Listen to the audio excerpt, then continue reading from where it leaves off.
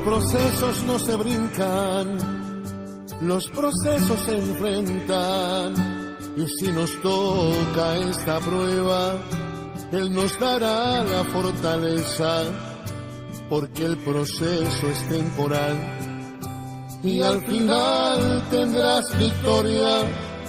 Y mientras pasa este proceso, Él te dará la fortaleza. El proceso no se abandona, se pelea sin rendirse, pues esto no es del que comienza, sino del que aguanta y el que resiste. Y al final serás más fuerte y vendrá la recompensa, pues todo obra para bien, para el que ama y con fe persiste.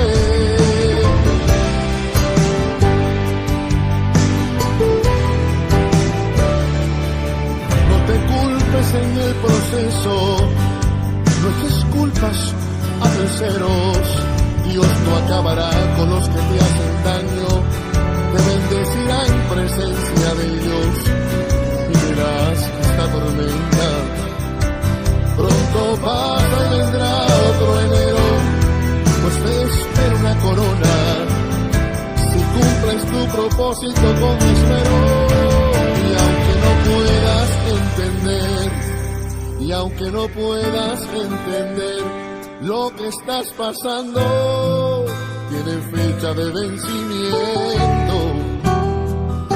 Y aunque no puedas entender, y aunque no puedas entender, pronto acaba este proceso y vendrá otro enero. Y aunque no puedas entender, y aunque no puedas entender, pronto acaba este proceso.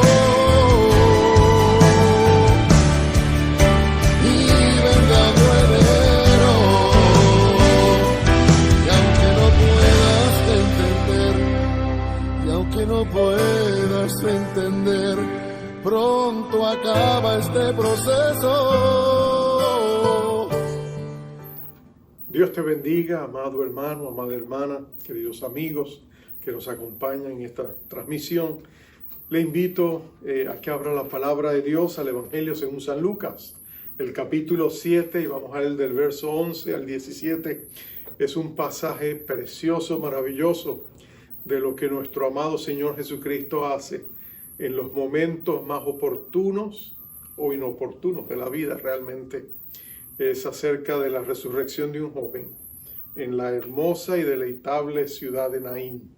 Está en Lucas 7, 11 al 17. La palabra de Dios dice así: Aconteció después que él, Jesús, iba a la ciudad que se llama Naín, e iban con él muchos de sus discípulos y una gran multitud. Cuando llegó cerca de la puerta de la ciudad, aquí que llevaban a enterrar a un difunto, hijo único de su madre, la cual era viuda, y había con ella mucha gente de la ciudad. Y cuando el Señor la vio, se compadeció de ella y le dijo: no llores. Y acercándose, tocó el féretro, y los que lo llevaban se detuvieron, y dijo: joven, a ti te digo, levántate. Entonces se incorporó el que había muerto, y comenzó a hablar, y lo dio a su madre.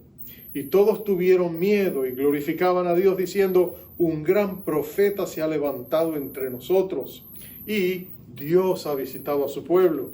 Y se extendió la fama de él por toda Judea y por toda la región de alrededor.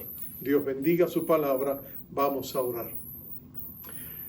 Padre amado, qué bueno es saber que tú eres un Dios que irrumpe en los momentos más oportunos de nuestra vida. Cuando más te necesitamos, allí estás tú. Cuando enfrentamos crisis, cuando hay desafíos, cuando la vida parece cerrar las puertas, nadie como tú para venir a abrirlas o abrir otras mejores. Señor, tú conoces dónde está cada uno de mis hermanos y mis hermanas en esta preciosa oportunidad. Pedimos que tú nos ministres por medio de tu palabra y traigas una palabra viva, una palabra oportuna, una palabra que traiga esperanza y fortaleza a nuestras vidas. y que el nombre de Jesucristo sea exaltado, porque, Señor Jesús, tú lo mereces todo. Bendecimos tu nombre y es en tu nombre que hacemos esta oración a nuestro amado Padre, en Cristo Jesús. Amén, amén, amén. Tengo un amigo, pastor, muy querido, un colega y mentor nuestro. Él y su esposa fueron sorprendidos cuando hace unos años atrás su hija les anunció que habían encontrado un cáncer agresivo en una parte de su cuerpo. Había crecido demasiado, estaba poniendo presión sobre las costillas, pero también sobre su corazón. Los doctores le dijeron que era inoperable. Y ella, por supuesto, aunque ella también es una joven madre, casada con un pastor también, 4 hijos, de pronto las noticias les cayeron a todos ellos como un baño de agua fría. Por supuesto, ellos se volcaron a Dios, empezaron a clamar, pasaron la voz, muchos de nosotros les apoyamos en oración, pero por supuesto que todo eso no dejó de ser una jornada, similar a cuando uno se sube a una montaña rusa en esos parques de diversiones con subidas y bajadas dramáticas donde no se sabe exactamente qué va a suceder después. Así es la vida, ¿no es cierto? A veces nos sorprende. A veces las crisis se ven venir como los huracanes, ¿no es cierto? Y tenemos unos días para prepararnos, buscar comestibles, provisiones, quizás asegurarnos que nuestras residencias están un poquito más fortalecidas. Si hay que poner paneles en las ventanas, uno sabe que la crisis viene, pero tiene la oportunidad de prepararse. Pero hay otras crisis que nos sorprenden, son como terremotos. Inesperadamente todo se sacude alrededor nuestro. A veces no sabemos cómo responder, cómo reaccionar. Es increíble que a veces nos encontramos en estas situaciones y en medio de todo eso nos cunde el pánico, la confusión. Pero en esos momentos es cuando Jesús está más cercano de nosotros. Tú sabes que a Jesús nada le sorprende. Él es el Rey soberano y Él sabe exactamente lo que está pasando. Nuestro Padre Celestial, su Padre, por supuesto, Él sabe todas las cosas. Nada sorprende a Dios. Y por eso Él nos ha dicho, no temas, porque yo estoy contigo, ¿no es cierto? Pero mira esta situación. Esta es una escena preciosa. Naín es una hermosa ciudad, como a un día de camino de Capernaum, que está al lado del mar de Galilea. Está allí asentado frente a este precioso mar de Tiberias, como también se le conoce.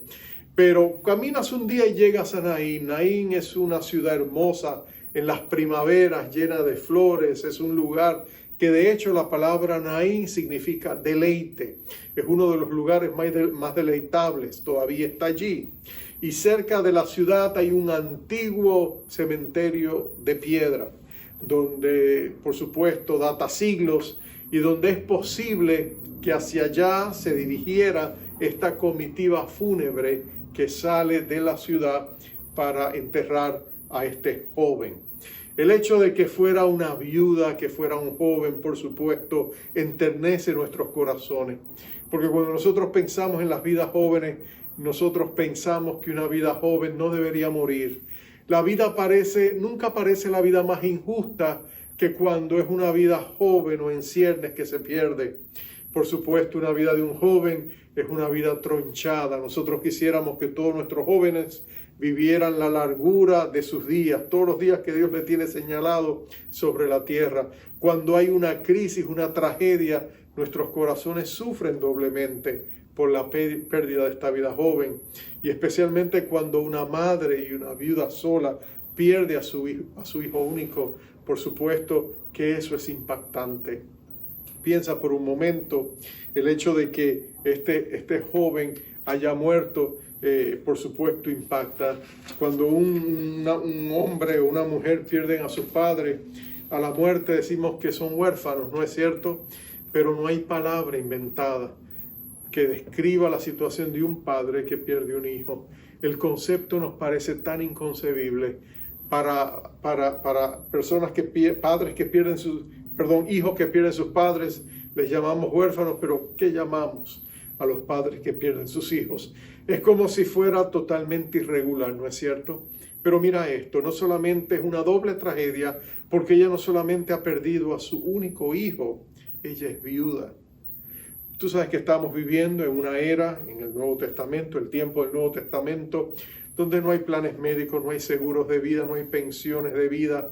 La persona vive usualmente del bocado que se come cada día. Cuando una persona pierde a aquellos que le podrían sostener, cuando una mujer ya madura que ha perdido a su esposo, pierde a su único hijo, ¿quién la puede sustentar? Por supuesto, quizás la compasión de la gente le ayude, pero tú sabes que no es el lugar ideal donde una persona quiere estar cuando está en la postrimería de su vida, ya prácticamente al umbral de la eternidad. Encima de eso, ella sin duda sintió el dolor y la angustia de verse sola. Su situación me recuerda la historia de Noemí, la nuera de Ruth en el Antiguo Testamento. Una mujer que ha perdido a su esposo, luego pierde a sus 2 hijos, queda con las 2 nueras, y tú sabes lo que sucede, una de ellas se va y la deja. Y ella está tan adolorida, está tan angustiada, está tan abrumada por el dolor y el sufrimiento, que ella quiere hasta cambiarse el nombre. Cuando ella regresa otra vez a Israel, ella dice: no me llamen Noemí, llámenme Mara. Mara significa amargura, tiene que decir, habla de una melancolía, de un dolor, de una angustia. Ella quería que ese nombre expresara lo que había en su corazón. Es posible que esta mujer se sintiera de la misma manera. Y le acompaña una comitiva fúnebre. Era tradicional en ese tiempo que, por supuesto, al frente de la comitiva iban los plañidores o llorones profesionales. Eran personas que iban llorando, eran realmente actores, actrices, personas que no lo hacían de una manera que fuera ofensiva. Ellas sencillamente expresaban el dolor que todos sentían. Era una manera de clamar al mundo: estoy sufriendo. Entonces estas personas tomaban muchas veces en serio lo que estaba sucediendo y lloraban. Y por supuesto había algo de música, habían flautas, habían címbalos. Era toda una comitiva que con canciones lóbregas y tristes y melancólicas anunciaban al mundo una tragedia que había acontecido. Detrás de todos ellos iba la madre, detrás de su hijo, llorando, por supuesto, adolorida, triste, devastada, algunos quizás acompañándola. Nota que dice que gran parte de la ciudad le acompañaba. Hay un sentido de solidaridad entre ellos, porque el dolor muchas veces nos une, nos compadecemos, somos empáticos. Cuando un ser pierde a un ser amado, nosotros sentimos por ellos. A veces ponemos diferencias a un lado, porque entendemos que la situación demanda ese apoyo, ese soporte emocional, ¿no es cierto? Pero notan que mientras esa comitiva triste y fúnebre avanza, por otro lado viene también una parada, por decirlo así, viene una gran compañía en esa misma dirección. El punto de encuentro va a ser la entrada de la ciudad, va a ser esa puerta que a veces acompañaba a las ciudades. Y quienes vienen del otro lado vienen en un espíritu y con una atmósfera muy diferente. Ellos vienen alegres, vienen cantando, como solían hacer los rabinos con sus discípulos y la multitud que les acompañaba. Estaban en un tono alegre, ellos estaban contentos porque iban con Jesús. Iban celebrando que el gran profeta estaba con ellos. Acuérdate, esto sucede en el año de la popularidad de Jesús, cuando todo el mundo le aclamaba porque veían sus milagros.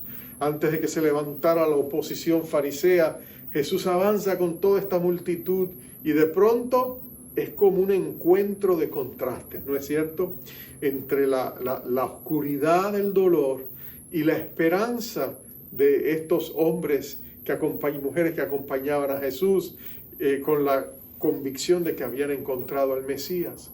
Y en ese encuentro entre la luz y la oscuridad se crea todo tipo de matices y contrastes. Yo creo que si Rembrandt, el gran maestro del claroscuro, hubiese pintado la escena, hubiese sido espectacular, como su mente creativa quizá lo hubiera presentado. Pero mira esto, Jesús se detiene. ¿Qué va a hacer Jesús en ese momento? Bueno, tú tienes que entender cómo trabajaba Jesús. Jesús trabajaba con una agenda divina. Si tú notas, cuando empezamos a leer, dice que aconteció después que él iba a la ciudad que se llama Naín. Jesús tenía una cita allí en Naín.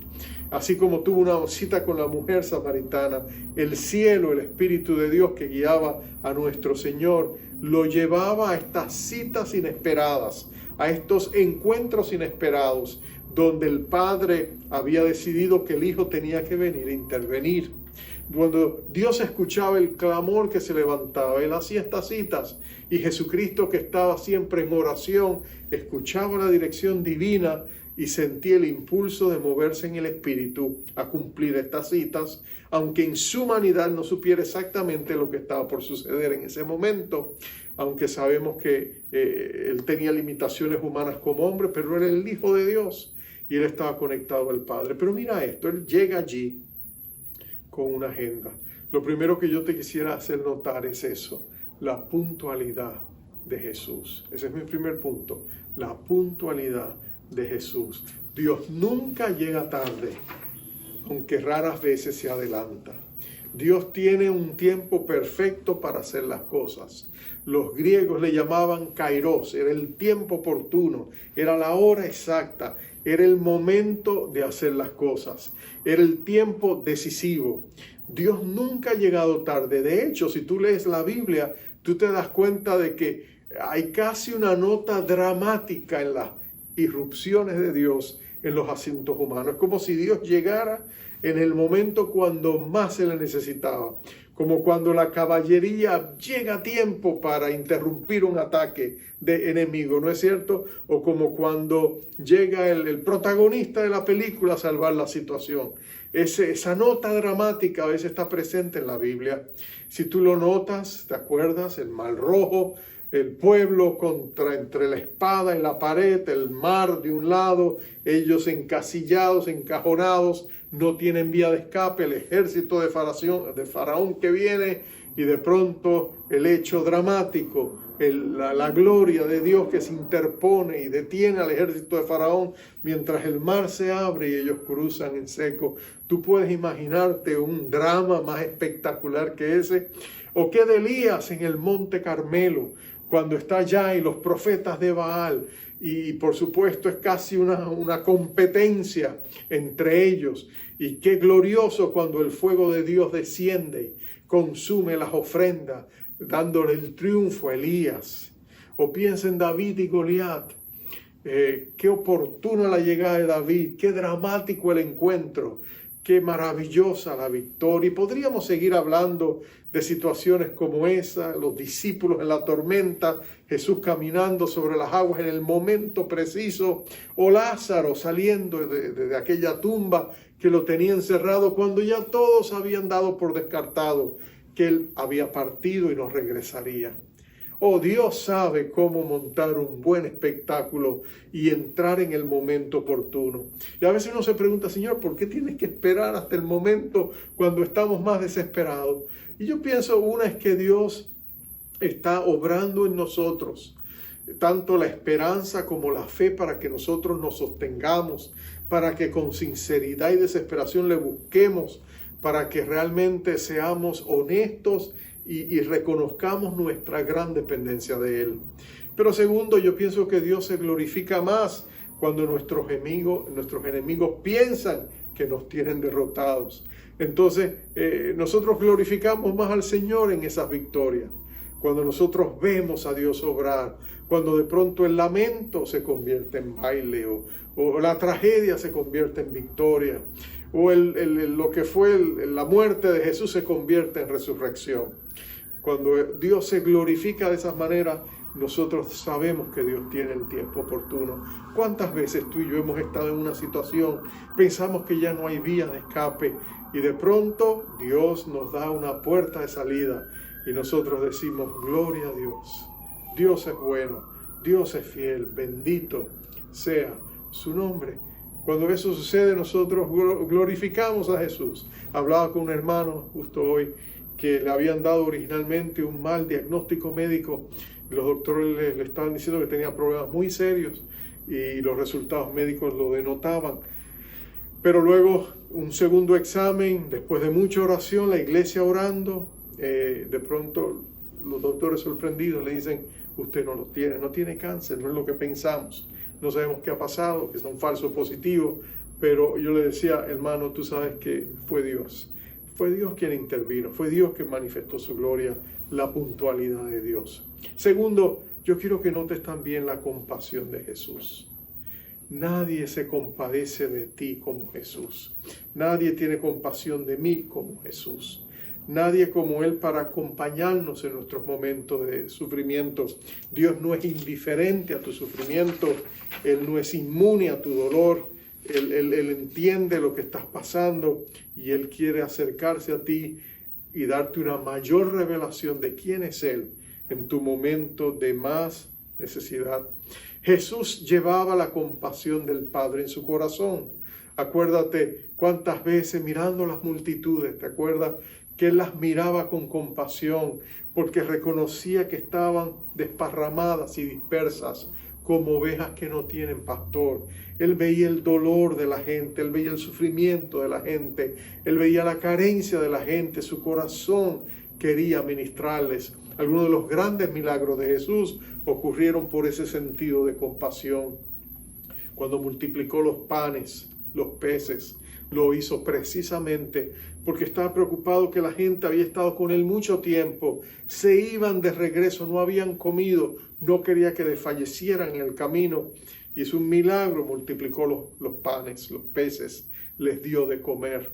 O cuando vio a veces en el día sábado, y eso le llevó a tener muchos conflictos con los fariseos, cuando Él veía gran necesidad en una sinagoga, como el hombre que tenía la mano seca y se acercó a Él, y Jesús le preguntó a todos: ¿está bien que lo sane? Y los fariseos orgullosamente no querían comentar, y Él vio la dureza de sus corazones y dice que Jesús se enojó, pero tuvo compasión por este hombre y le dijo: extiende la mano, y cuando Él le extendió, le sanó. Jesús tenía gran compasión cuando sanó a la mujer que estaba encorvada, ¿te acuerdas? Y la gente dijo: ¿pero por qué lo hizo hoy? Y él dice: ¿cómo no iba a tener compasión de esta mujer que por tantos años el diablo ha tenido así, en prisión, encadenada? En otras palabras, Jesús siempre ha tenido compasión. Y por eso Jesús se acerca a esta mujer y lo primero que le dice es: mujer, no llores, no llores. Yo me imagino que se lo dijo con ternura, se lo dijo con amor, se lo dijo con compasión: mujer, no llores, no llores, no llores. Es fácil decir no llores cuando no podemos hacer nada y lo mejor que podemos decir es decir eso. Pero Jesús le dice: no llores, porque Él va a intervenir, Él va a secar sus lágrimas, Él va a manifestar su presencia, Él va a traerle consuelo y fortaleza. Así que Él le dice: no llores, no llores. La compasión de Jesús. Y tercero, el poder de Jesús. No solamente su puntualidad, no solamente su compasión, mira también su poder. Jesús se acerca al féretro. Ahora tú sabes que ningún rabí podía tocar ni el féretro, ni la ropa, mucho menos el cuerpo de una persona muerta, porque eso inmediatamente les hacía ceremonialmente impuros. Entonces ellos no podían hacerlo porque entonces no podían participar de sus responsabilidades sacerdotales. Tenía que tomar tiempo, retirarse, pasar un proceso, rito de purificación. Pero a Jesús eso no le resulta tan importante en ese instante. Así que Él se acerca y dice que toca el féretro. Todos dicen: oye, Señor, ¿pero qué hiciste? Pero entonces Jesús no solamente le toca, Jesús le habla. Y Jesús le dice: joven, a ti te digo, levántate. Ahora, tú te puedes imaginar la reacción de la gente que estaba allá cuando Jesús empieza a hablarle al difunto. ¿Te imaginas? La gente se dice: ¿qué está haciendo este hombre? ¿Pero cómo se le ocurre? ¿Qué va a pasar con él? ¿No es cierto? Quizás sus discípulos esperaban ver algo porque ya habían visto a Jesús hacer grandes milagros. Pero los que estaban con la mujer, los hombres de esa ciudad de Naín, seguramente ellos no esperaban ver nada. Hasta que de pronto el joven se levanta. y mira alrededor y comienza a hablar. Inmediatamente te imaginas la reacción de la gente. Es como si todo el oxígeno de Naín hubiera sido absorbido de un solo golpe, cuando toda la gente tragó aire y dijo, ¿pero qué es esto? Pero nota lo que hace Jesús. Jesús toma al muchacho y se lo entrega a su madre. Tiene que haber sido un acto demasiado hermoso, un acto demasiado precioso. Si hubiera habido una fotografía, yo creo que hubiera dicho mucho más que 1000 palabras, ¿no es cierto? Pero nota, él muestra eso y cómo responde la gente. Tú te puedes imaginar los alaridos ahora de júbilo, los gritos, la gente diciendo, aleluya, gloria a Dios, hosana en las alturas, mira lo que ha pasado. Dicen, un gran profeta se ha levantado entre nosotros. Dios ha visitado a su pueblo. Ellos están contentos porque han visto desplegado el poder de Dios. Ellos han visto la gloria de Dios. Ellos han visto un milagro extraordinario. Y toda persona que estuvo allí podía decir, yo estuve allí cuando Jesús resucitó al joven, el hijo de la viuda de Naín. Oh, qué gran testimonio era ese, qué gran testimonio era. Qué gran testimonio cuando vemos la mano de Dios obrar. Qué gozo orar con este hermano hoy, celebrar la victoria que el Señor le había dado. Qué gozo compartir con aquel colega del cual comencé hablándote, cuando recibió aquella terrible noticia de que su hija tenía un tumor. Bueno, los doctores no daban esperanza, pero todos oraron. Gran pueblo de Dios oró alrededor del mundo, porque él es una persona muy conocida en el mundo entero. Oraron, ayunaron, y Dios hizo un milagro. Los doctores están sorprendidos. Ella fue tratada, pero los resultados que se dieron, ellos no lo esperaban. El resultado fue tan tremendo que no solamente ella fue sanada completamente del cáncer, y ella pudo recuperarse.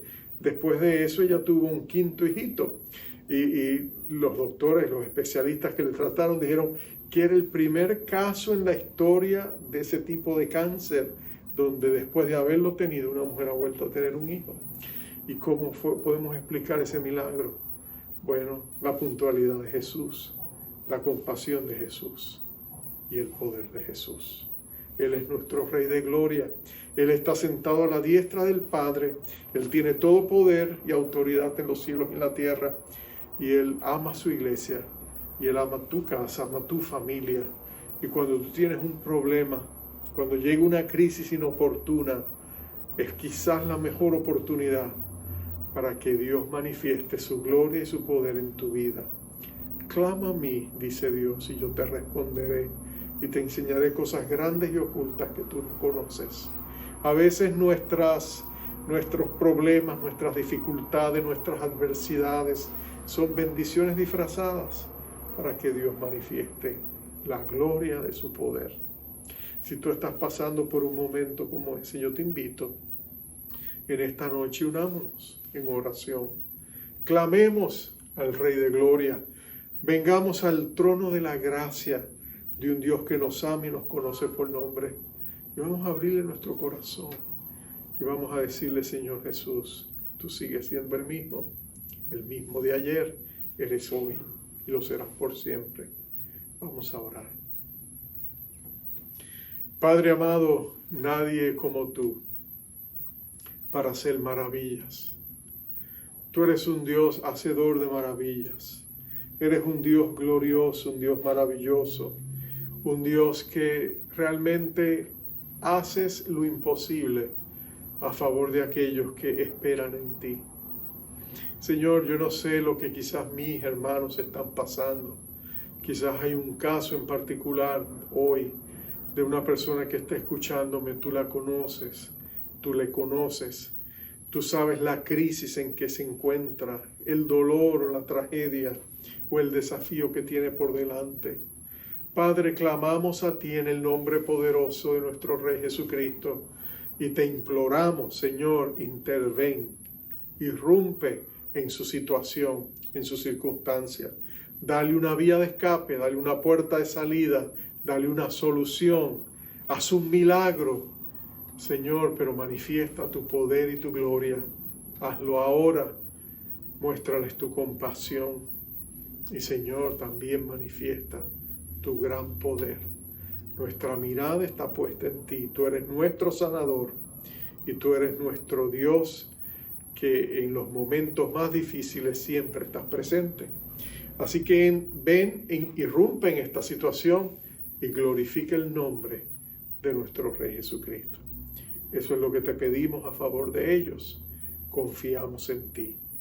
Llévate la gloria por lo que vas a hacer. Reprende toda enfermedad, trae sanidad. Oh Dios Todopoderoso, trae bendición, trae prosperidad, provee lo que necesiten. En el nombre glorioso de Jesucristo te lo pedimos. Amén, amén y amén.